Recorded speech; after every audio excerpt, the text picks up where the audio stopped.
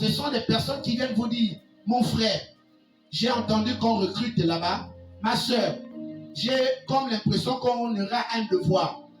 Ma soeur, je n'aime pas te voir à la maison. Mon frère, je ne vais pas te voir à la maison.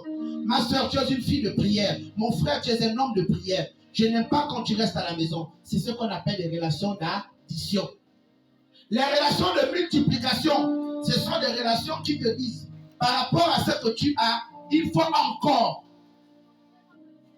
Ce sont des relations qui ont pour code, vaut mieux.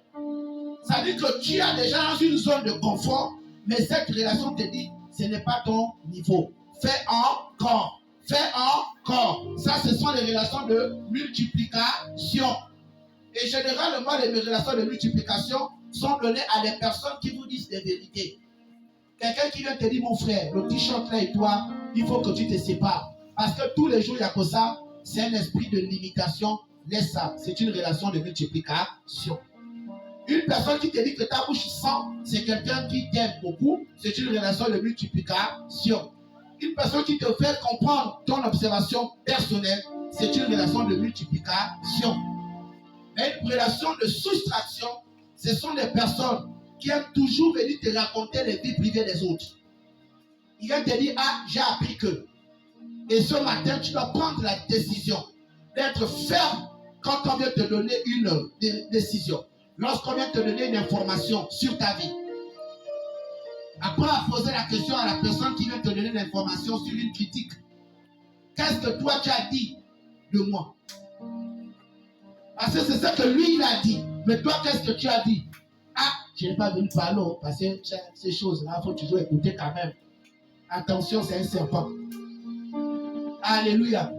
Et la relation de division. Les personnes qui sentent que bon là, les deux là, voilà la mère, voilà l'enfant. Parce que la mère a mal parlé à l'enfant, et quand tu as mis à l'enfant, tu vas dire que l'enfant a raison. Attention, tu es en train de commettre un acte de division.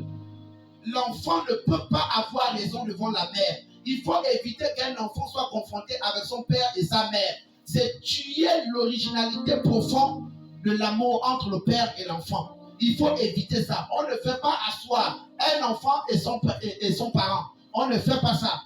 C'est pourquoi on a besoin des oncles. Que l'oncle parle avec le père ou avec la mère en disant à la mère, ce que tu as fait à l'enfant n'est pas bien. Parce que l'enfant aussi, ce n'est pas aussi un chiffon. L'enfant aussi n'est pas aussi une marionnette. L'enfant.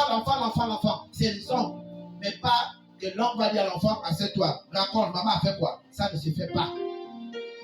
C'est ce qu'on appelle les relations de division. Et ce matin, vous deviez sortir de là.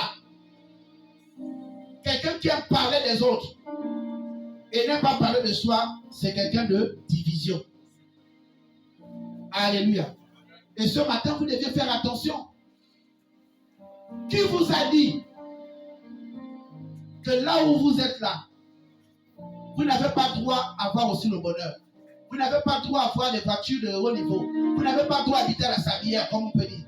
Le jour où tu es maintenant aussi élevé, on dit, oh, tu as vu. Soit il a tué quelqu'un, soit il a vendu quelque chose, soit. Attention à ce genre de relation-là.